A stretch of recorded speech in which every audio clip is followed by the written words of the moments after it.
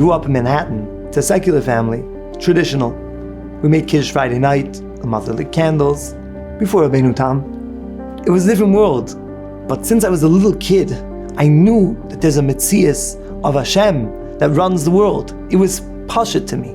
Everything that I learned about Yiddishkeit stuck to me right away. If I learned Shema Yisroel, I was saying Shema Yisroel every single day. If I learned that talking to Hashem was something special, I would be constantly talking to Hashem. And if I learned that saying Sha'aka Niyam B'dvar is what we have to do before we drink a glass of orange juice, I would be doing that too. And that's how I progressed even before my bar mitzvah. When I became a bar mitzvah, and I was in a Jewish day school, a modern Orthodox day school in Park East, so then I learned Mishnayos, I learned about Gemara, I started putting on tefillin every day. After I went to high school, I became even more from. I started being makpid on Chalav Yisrael, I stopped eating at home, and I was at odds with my parents. My father looked at me like an extremist. He didn't understand, as one that grew up in a kibbutz, how could it be that his son, that has everything, a music school, Juilliard pre-college, the best education, a professional guitarist, all of the music artists are looking for a guitar solo from him, and he's looking to learn old books from 2,000 years ago. But I was stubborn. I ended up leaving home and going to the Nanashe Rebbe in Riverdale and coming to Lakewood to Rabbi Moshe Brzezinski's yeshiva, and then going on further to Eretz Yisrael, to Chazon Nachum, and to Koilel Leira, and Lamala B'Kodesh B'Siyata D'Shmaya. That's my life's journey. But something was missing. I never understood what was the trigger. Nobody told me anything. Nobody tried to pull me in any direction. What got me so attached to Yiddishkeit? One of the Rebbes that I encountered in my life said that there's no explanation to your story besides Chosavos. And then 4 years ago, I got the answer.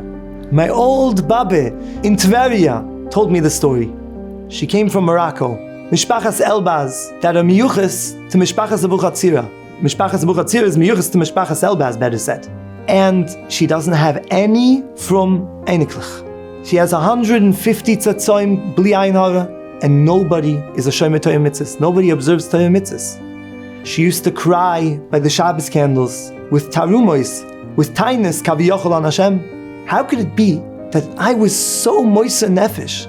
I sacrificed so much as a young widow to keep all of the mitzvahs that I had to keep, that they tried to convince me not to do, and I don't have any einiklach chas v'sholem shomer Torah mitzvahs. Then I understood. I am made out of my grandmother's tears.